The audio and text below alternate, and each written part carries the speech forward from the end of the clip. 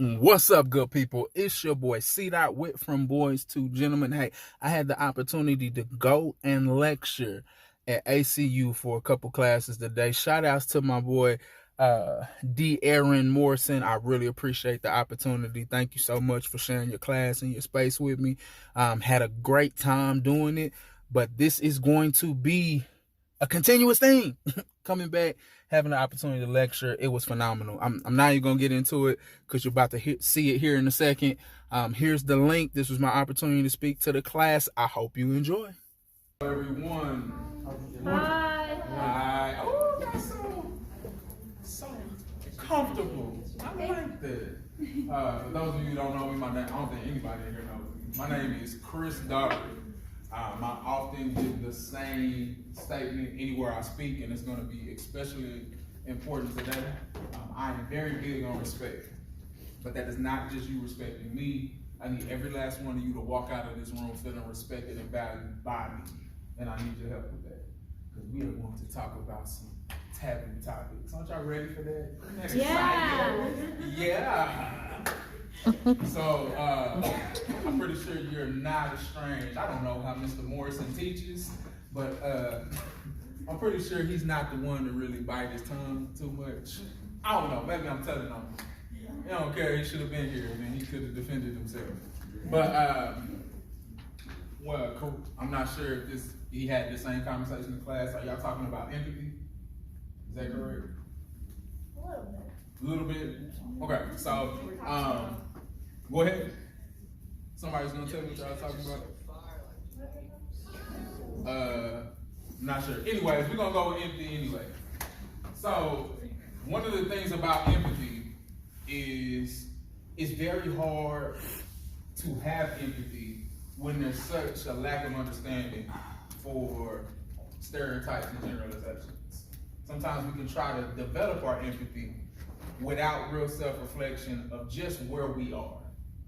We are in a powder keg of racial separation. We're in a powder keg of dealing with things with arguments from the LGBT community, from politics, Democrat, Republican. There's a lot of division, and often that inhibits us from being able to have real empathy.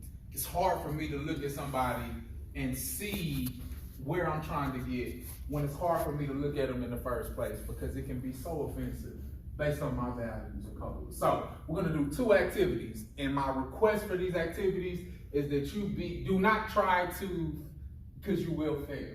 Don't try to think it out and answer. I want you to answer honestly. So the two activities we're gonna do, I need your honest opinion. Don't try to appear anyway, exactly how you feel, exactly how you believe. So everybody stand up.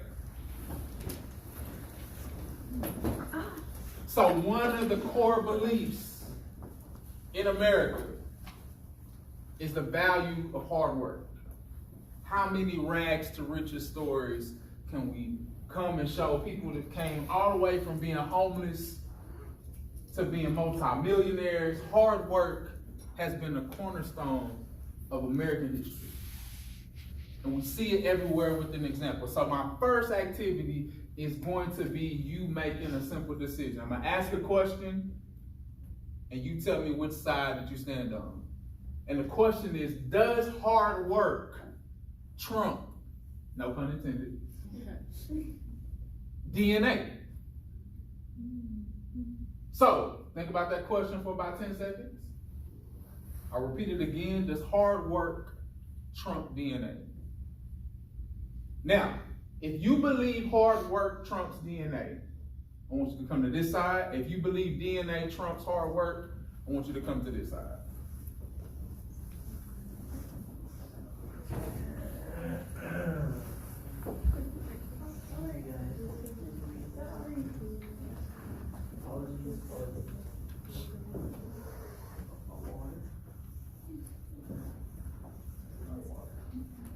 Now, even though I said, the rags and riches, I'm gonna give y'all a chance to change your mind. You sure that you feel like DNA trumps hard work? That's what this, and y'all were saying the hard work trumps DNA. Y'all ready? So here we go. Here's a scenario. You have two college students. College student A, college student B. College student A and college student B have both been told the same thing. You go to school, you take care of your business, you get serious, you get good grades, you get a good job. That's what we taught. That's the reason why you come to a university, further your education, increase your opportunity to grow in so many different areas. That's the purpose and goal for coming to school. Now, athlete A takes that seriously. They don't miss a single class out of their 4-year career. They come out, do everything that they're supposed to do. They do so well that they graduate at the top of their class. Summa cum laude. Absolutely amazing. All the professors love them. They're not out partying. They don't have time for that. They took care of their business because they believe that if they work hard in college and took care of their business, it's going to make them have a better future. Now, when he walks across the stage, or she walks across the stage, either way it goes, she or he looks like a Navy admiral because they have all the decorations. They're looking phenomenal. Now, athlete B graduates on academic probation. Missed almost as much class as they went to, didn't take it serious. They possibly would have been kicked out of school if they didn't play sports. So they might have got by just because the coach might have needed a game here or there. But either way, they made it through. When they walked across the stage, they ran across and snatched a diploma to make sure that they didn't change their mind.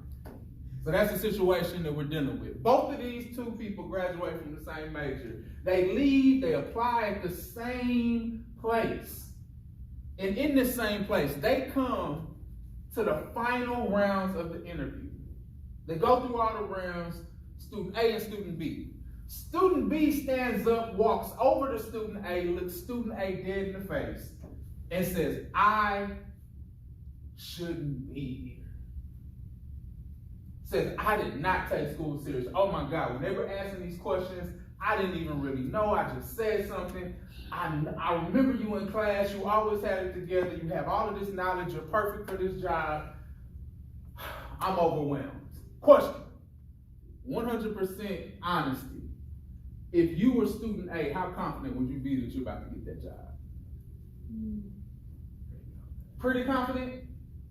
I'd be super confident if I was you. My competition just told me that I was superior. I put in the hard work. This is exactly what we're talking about. When you put in the hard work for something while another person just played around, that's why you're supposed to feel confident. Y'all came to an even playing field. You both had equal opportunity at the university, and you came out so much better from the university because of how you worked. Now, after that's said and done, the interviewer walks out. Almost ignores student B, walks directly to student A, shakes his hand, and says, we have been waiting to talk to you. Oh my God, your interviews have been off the chart. Your resume is impeccable. Your references, everything that you have, it is a pleasure to have you in our office. Same question. How confident are you that you're about to get this job? Super confident. I mean, go put my parking spot, put my name on it. I am hired. I'm ecstatic. Now, got one last question for you. He walks over to student B and only says 2 words. Hey, nephew. How confident are you going to get this job? No. Wait, time out. No, this don't work. This don't work. 1, 2, 3, 4. What was the question we started with? Does hard work. Does hard work trump DNA? Correct me if I'm wrong. Y'all said that hard work trumps DNA, correct? Excuse me. How did I take away 4 years of hard work with 2 words? But wait a minute, that's not adding up. Y'all walked over here confidently. Oh God, this is reverse psychology. And said, you said it was reverse psychology? We walked over here confidently This is messing with my head. and said that hard work, we said it. We believed in it. But even in that core belief, it took 2 words for me to take away 4 years of you busting your tail. Man, I ain't trying to discourage y'all. Don't nobody try to go withdraw now. We already in here. Let's finish this. But that's what we want to start the conversation. So you can come back to your seats. Now, I don't want y'all looking at me like I shot your puppy.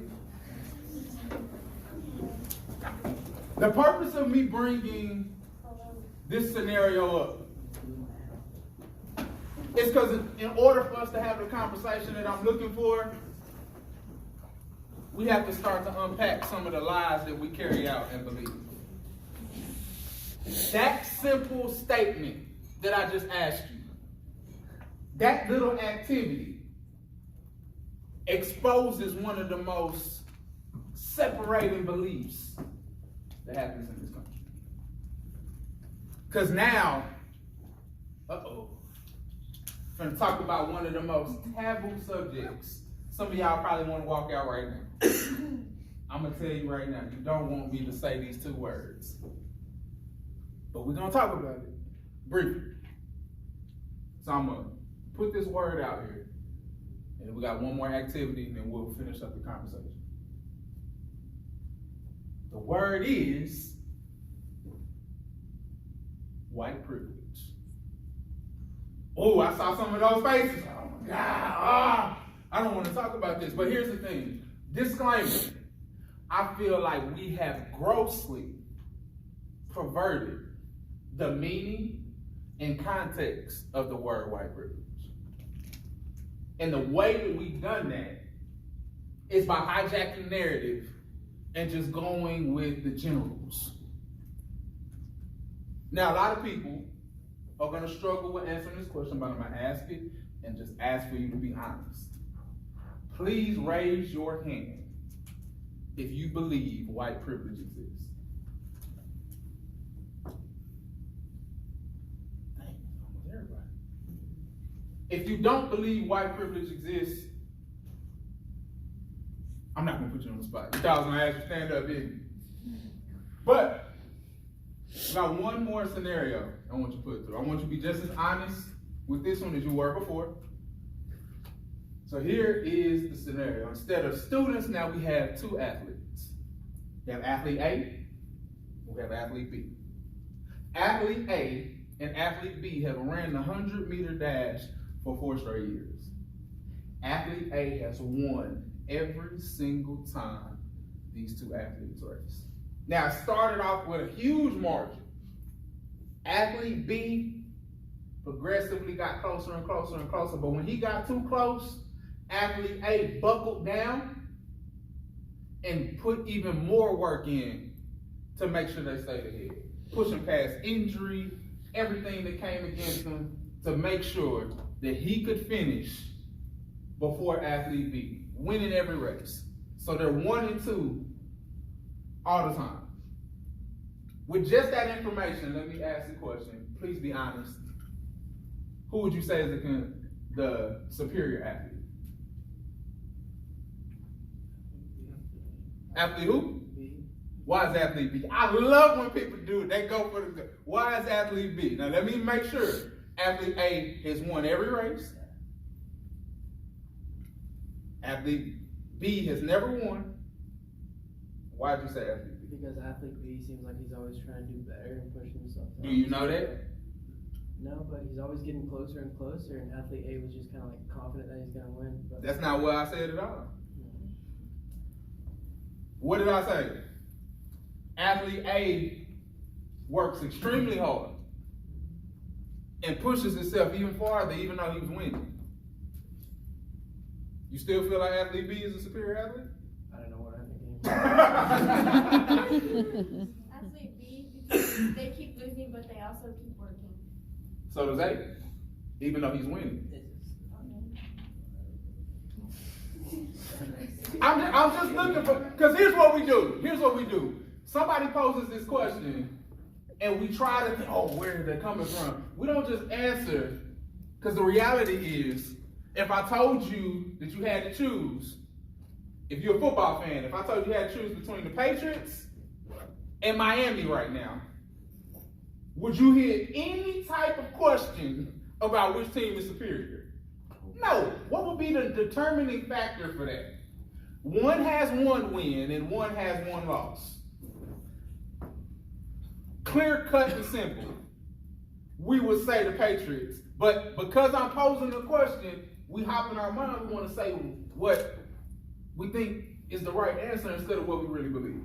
So if you honestly believe that somebody that has lost to somebody every single time for 4 years is a superior athlete, that's your opinion. I respect that. But how many people think the athlete A is a superior athlete? More than fair for you to think that. Completely fair. Now, athlete A is at his final race. The commissioner comes down and talks to athlete A. The commissioner of the league has a conversation with him and starts to let him know and say, look, you've done absolutely phenomenal. You've been the face of this. Every win that you have has been awesome. There's one last race. This is the grandiose race, the end-all be-all. If you win this race, the next 5 generations of your family will be set based off of that win for today. You are good. But I have to tell you something. Something that we never told you. It's never been for public knowledge. And we're going to leave a decision in your hand. Athlete B, before every race, had to wear a 150-pound weight vest. Had to put on resistance bands. And had to start a full second later than you every race. Now let me ask the question again. Who's the superior athlete? Who? B. But who won? Ooh. Now this is where it gets tricky. Because some people just like to start at the surface level and make that analogy. If we told the truth after hearing that story, how many people would associate, oh, I get what he's saying. Athlete A is the white man, and athlete B is the black guy. And he's trying to say all these different things. But I want you to listen more to the story. Listen to the things that were said. Because to me, this is our biggest obstacle with having a conversation about white privilege. The first question I have for you.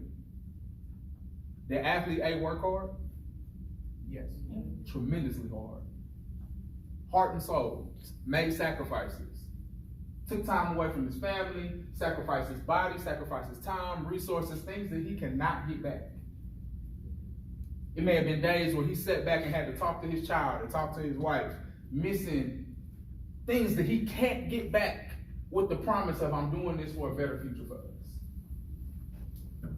Working super hard at the platform that he was put on and following what he was told. If I work hard, if I work harder than anybody else, not focused on what anybody else is doing, if I work as hard as I can, I will be successful, and it produced fruit for him. But here's the obstacle. Question 2. Who put the restraints on athlete B?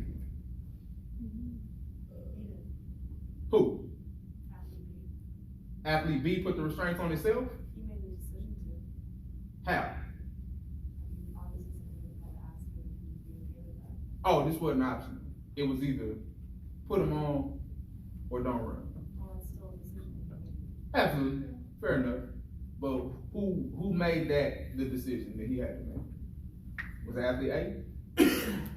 Who was it? The commissioner. Now, athlete B is sitting in a situation where you bring up a very valid point. Athlete B could have chosen not to race at all. Athlete B could have chosen to not follow that goal or follow that place. That is absolutely a decision. But now we're sitting at a place where athlete B did make the decision to go ahead and accept those restrictions and did pretty darn good. You're getting second place, you just can't seem to cross a particular barrier of winning first. And nobody really cares about second place. But here's the obstacle that we're sitting with. With athlete A, I want everybody to sit in that seat for a second. Regardless of what color you are, regardless of economical status, regardless of whatever, my question to you, and I really want you to be as honest as possible. If you were in athlete A's position, and a commissioner is telling you this, things that you had no knowledge of, I got two questions. Number one, would you be willing to take those restraints off for that final race? The decision is up for you. Raise your hand.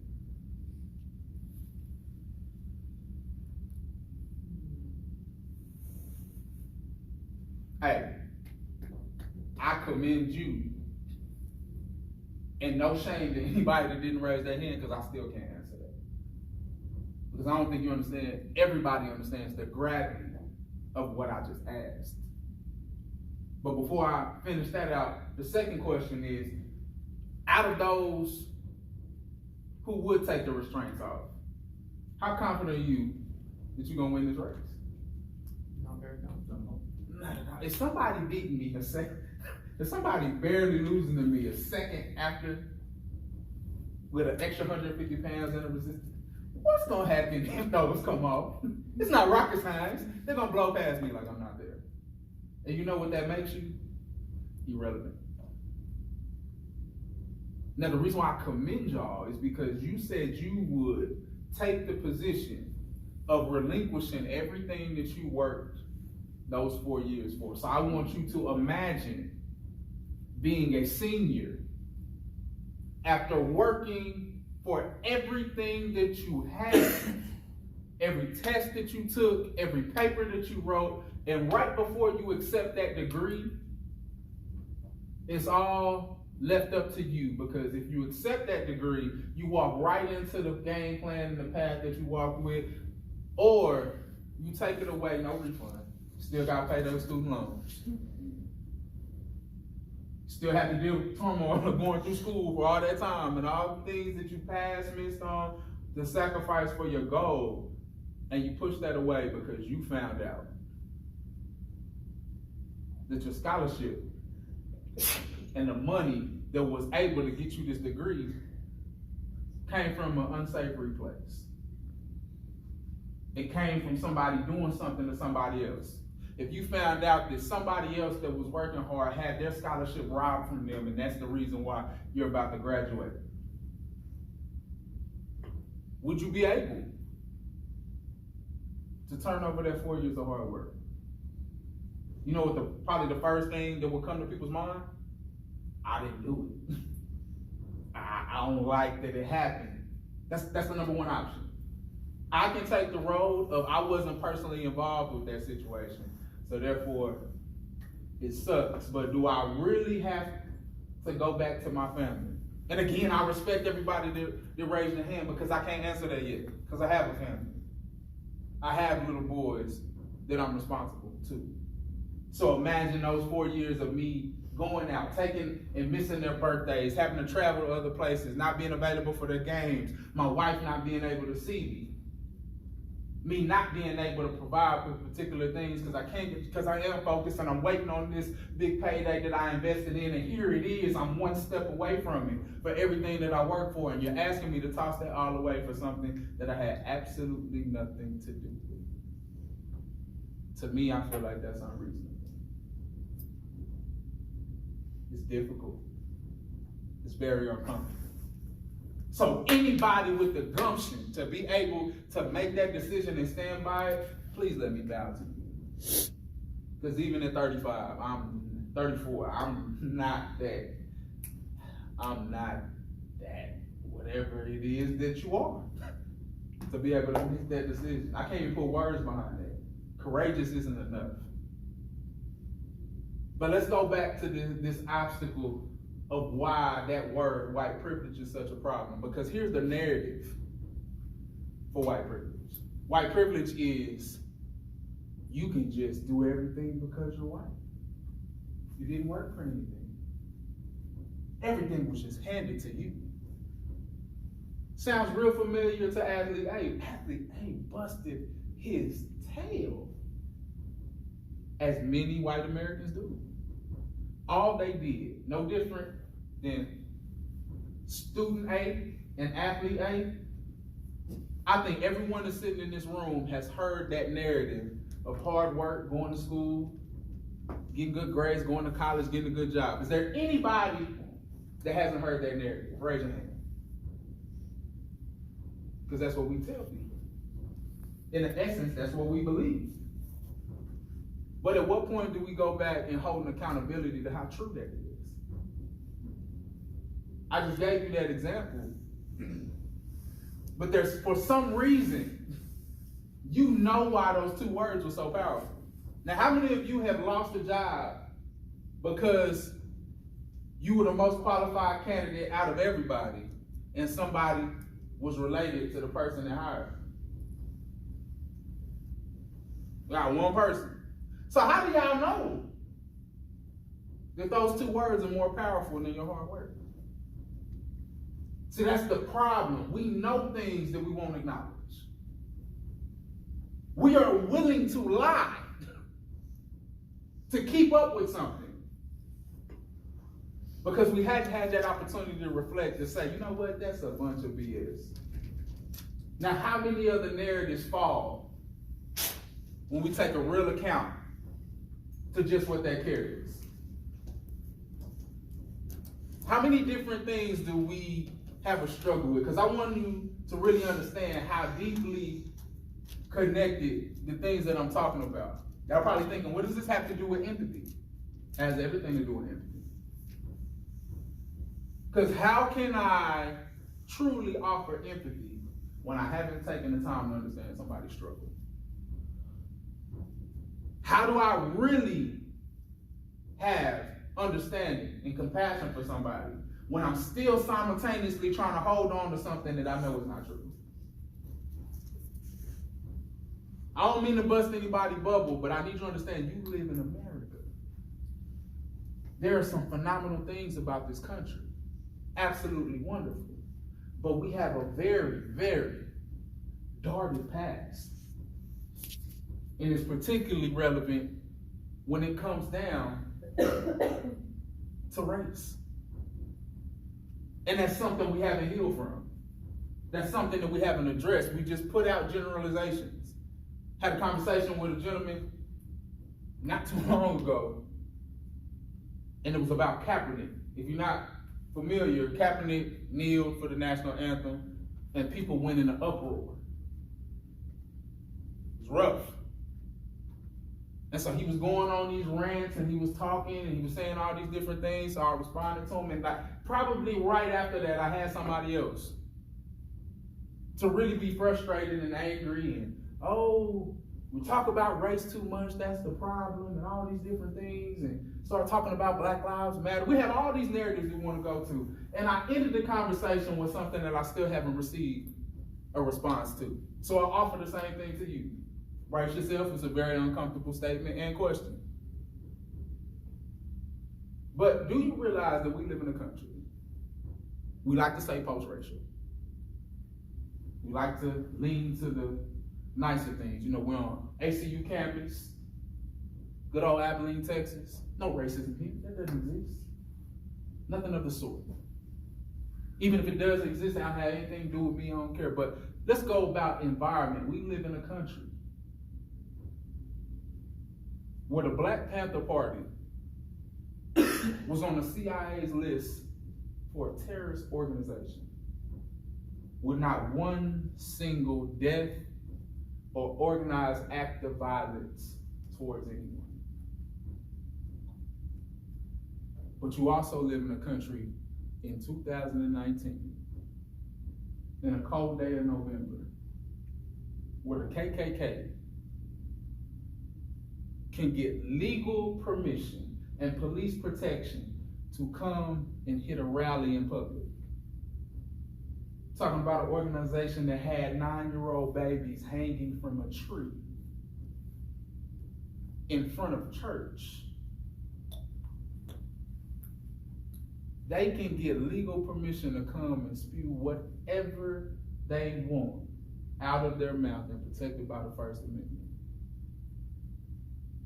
And the organization responsible for things like WIC and free breakfast for communities was deemed as a terrorist organization. That's where we live. So sometimes it's easy to try to push things in the past, but all of you are old enough. If I approached you back in your freshman year in high school and told you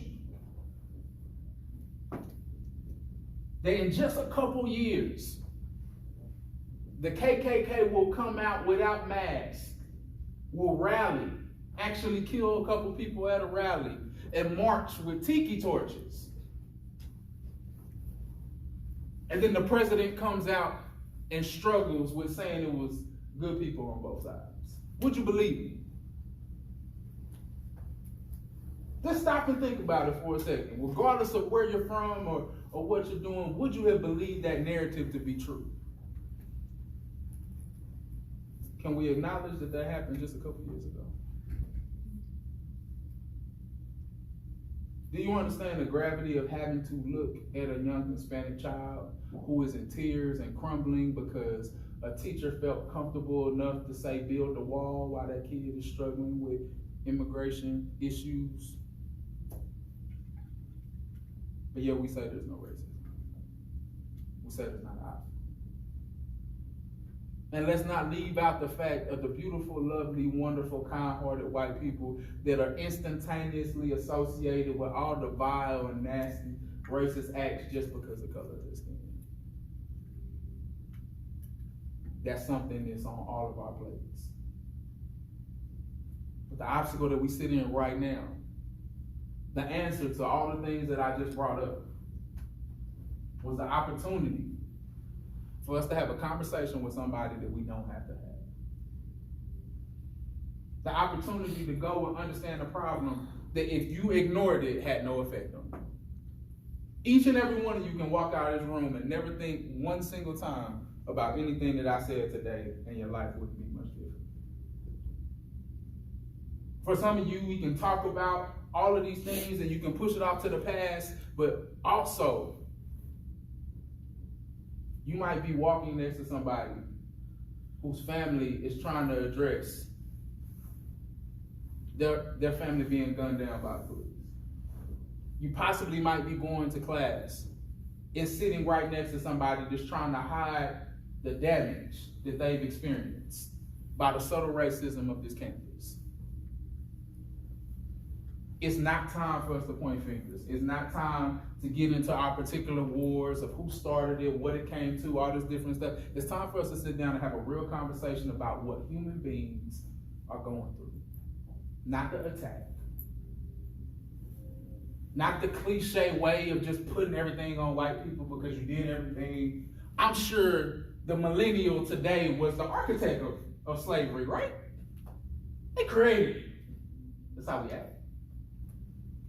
Now the problem with that is, as untrue as that is, it's also uncomfortable to have the conversation that the millennial white benefits from slavery to today. This says nothing about your character. You benefiting from something that wasn't built by you is like punishing you for being warm in a house that you didn't build. It's your fault. Because there's homeless people and you're in a house. How dare you be warm while other people are cold? Sounds silly, doesn't it? The obstacle that we're sitting at right now and the question that I have for you, don't answer to me, answer for yourself. Are you willing to have that conversation with somebody that you don't have to have that conversation with? Are you willing to address some of these things? And I feel it heavy in the room. I get it. Is anybody uncomfortable a little bit? Okay, just making sure. Does anybody feel disrespected by anything that I'm saying? Please let me know, because I'm more than willing to talk about it, not to debate. I genuinely want to understand, because my goal is not in any way, form, or fashion to make you feel disrespected or isolated. We just want to talk about some truths that are keeping us from being able to have that conversation and build some bridges instead of some barriers.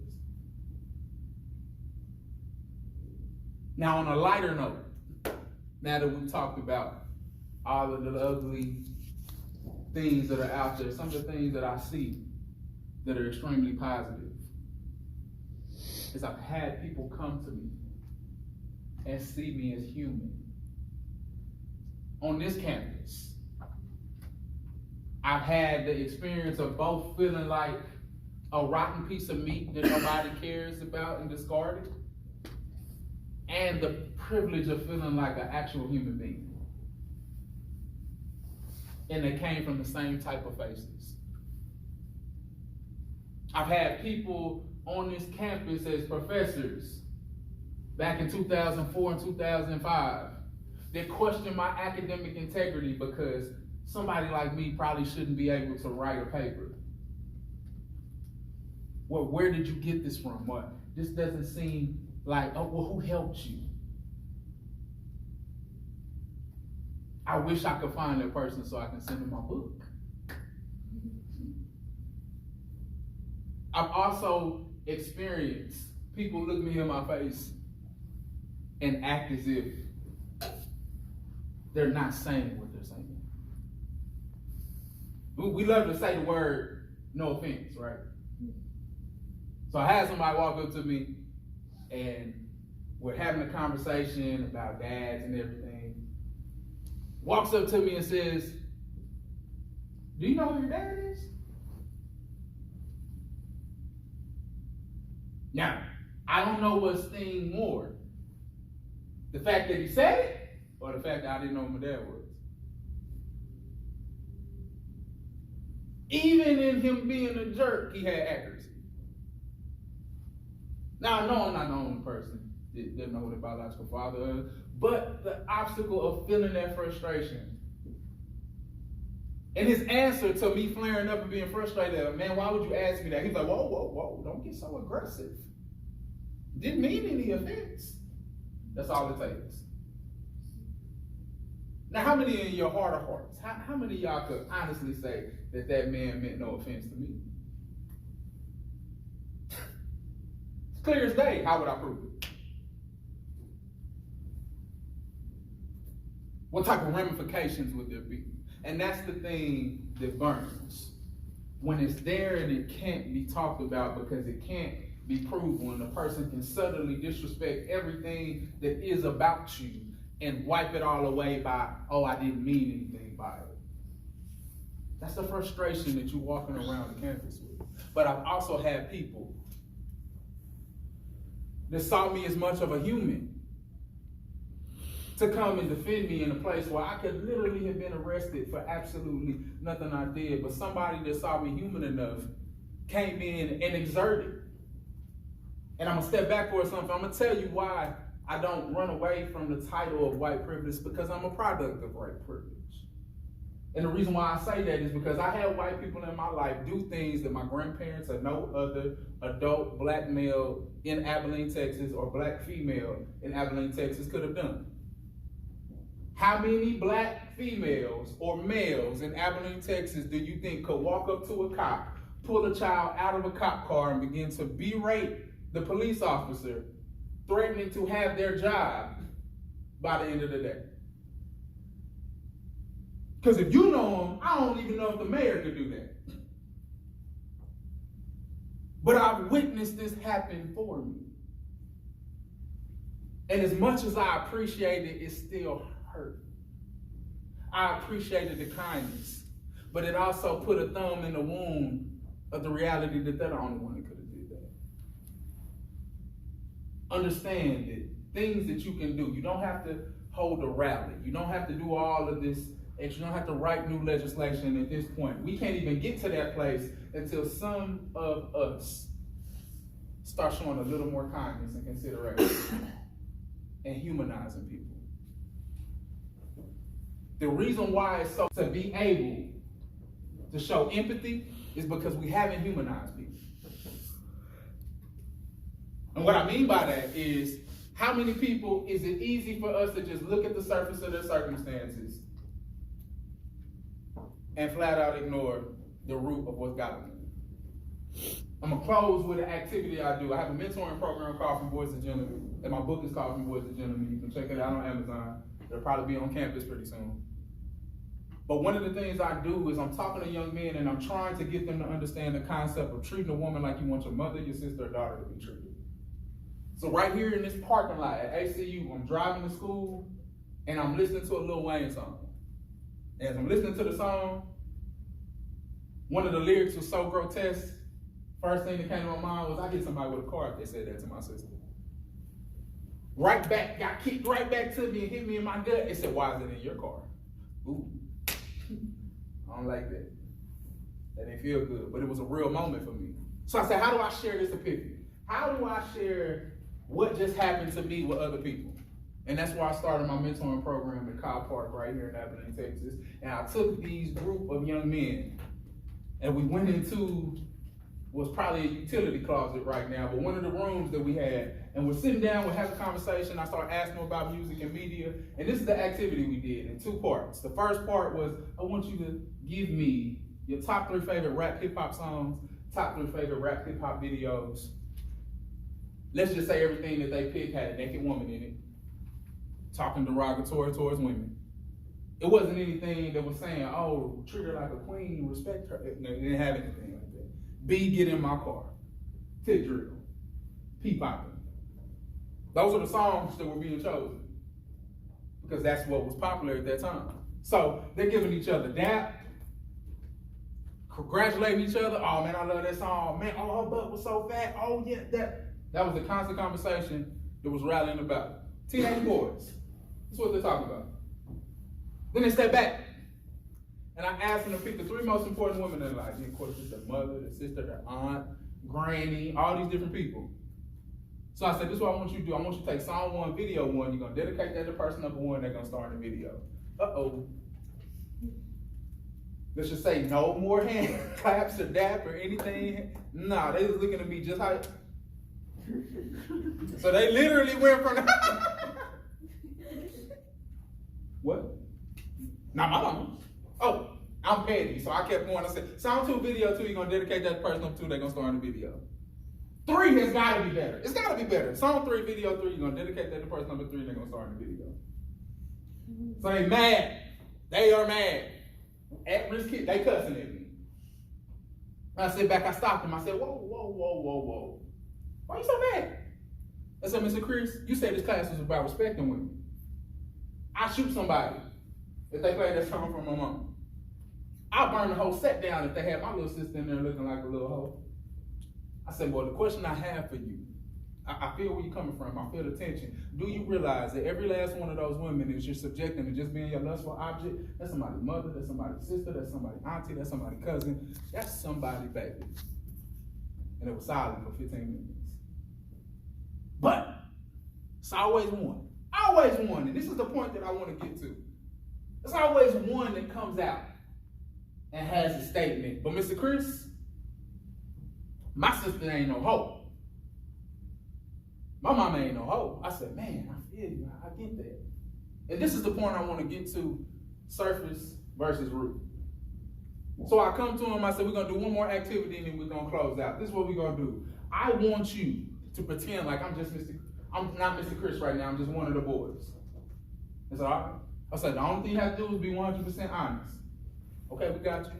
So I walked up to him, I said, hey, I got some super bad hoes we can go run through. I'm talking about they Nicki Minaj, Rihanna, Beyonce bad. You down? What you think they said? Heck yeah! They was crunk.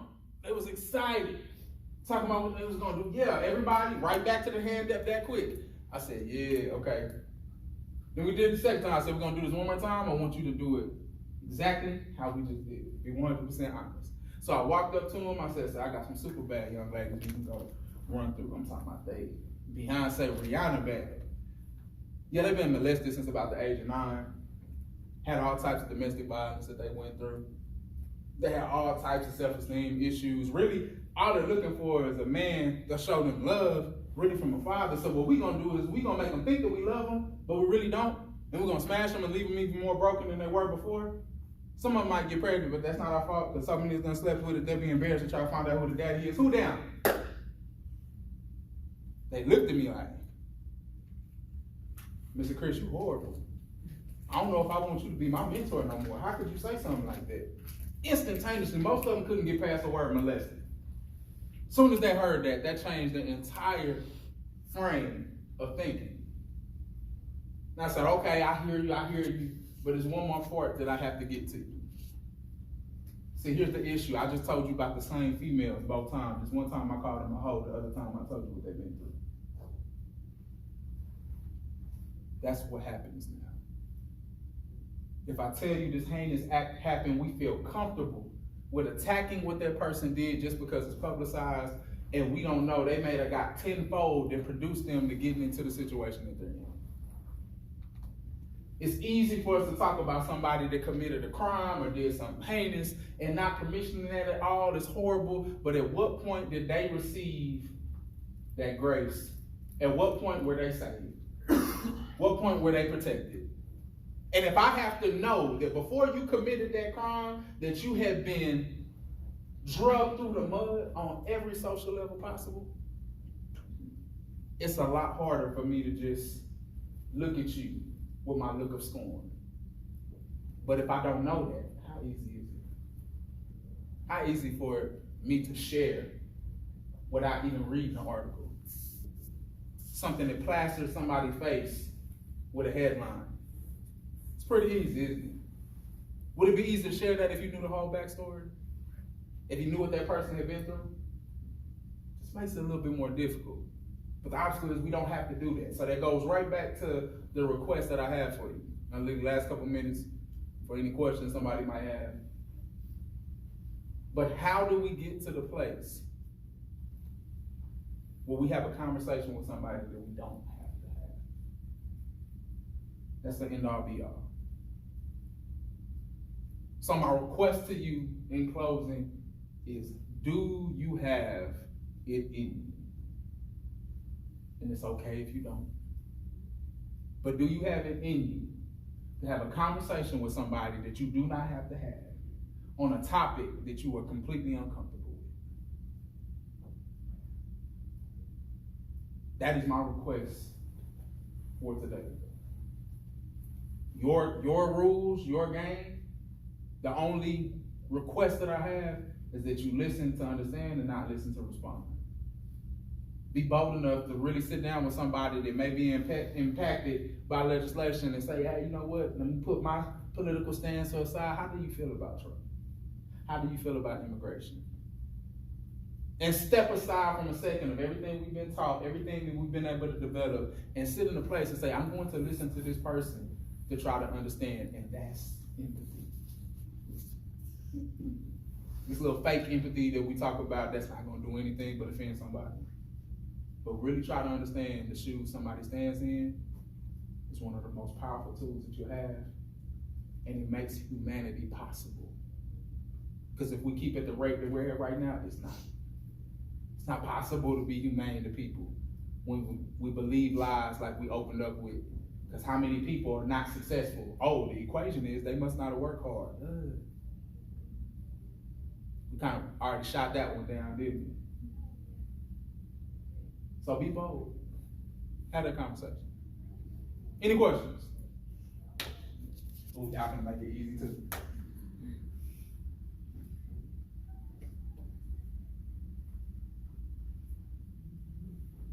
Ask me a question, I'm gonna ask you a question.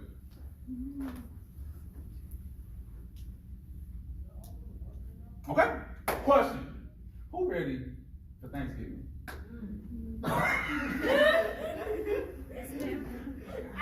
That was from the salt.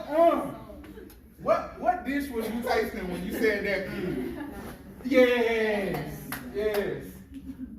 Thank y'all so much for the opportunity to come. Thank you. And lecture for you. I will be back on Friday. I'm not sure what topic Mr. Morrison wants to be covered, but thank y'all for this opportunity. Thank y'all for your attentiveness, and hopefully ain't nobody mad at me. Again, I'm gonna close. Did anybody feel disrespected by anything I said? Anybody feel attacked? That's not my goal at all. Facebook, Instagram, whatever. My name is Chris Daughtery. If you do want to have a conversation and this is just not the setting, please feel free to reach out to me. Like I said, you need my email or anything, you can get it from Mr. Morrison. And after that, y'all are dismissed. Thank you.